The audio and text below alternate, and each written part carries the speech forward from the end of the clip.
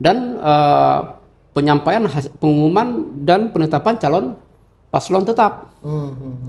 Nah, artinya ini ada kegiatan yang sampai hari ini belum tentu pelaksanaannya, menyebabkan ada pasangan calon yang dirugikan.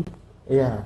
Nah, sesungguhnya kan dalam pandangan saya ya, ketika Kanun 7 2024 itu terjadi perubahan terkait perasa itu, KIP yang sudah mungkin ya terlanjur ya atau sudah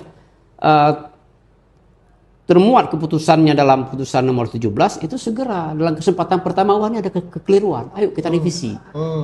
Ayo kita revisi supaya berkepastian hukum. Iya. Jadi keputusan KIP Aceh nomor 17 ini akhirnya kalau dalam pandangan saya menyalahi prinsip-prinsip penyelenggaraan pemilu. Bisa dikatakan cacat hukum berarti ini, berkepastian hukum dia harus. Keputusannya harus akuntabel, bisa diuji. Jadi kalau orang bertanya, keputusan KIP Aceh itu mempersyaratkan syarat A sampai sekian itu berdasarkan apa? Oh, dikatakan berdasarkan kanun yang mana? Kanun 12. Oke, kanun 12. Ketentuan pasal-pasal yang tidak dirubah kita okekan. Tapi ketentuan pasal yang sudah dirubah, kenapa masih masuk dalam persyaratan? Nah, ini maksud saya dirubah.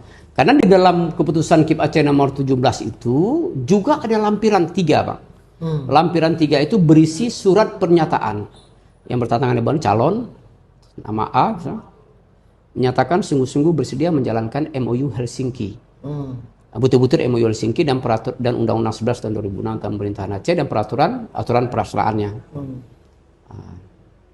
Nah, sebenarnya pertanyaannya lagi, kalau ini dipersyaratkan lampirannya, ini mencantol kemana lampiran ini? Cantolan hukumnya kemana lampiran ini?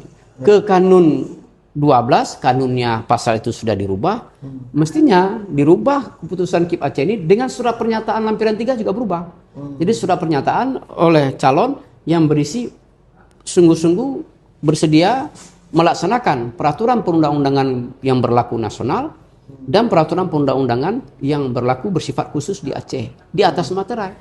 Jadi ini berubah konsekuensinya. Ini kalau ini terus tidak dilakukan oleh KIP Aceh untuk menghadapi kondisi seperti ini, bisa jadi polemik. Mau tahu berita terupdate tentang Aceh? Baca berita selengkapnya di pinto.co.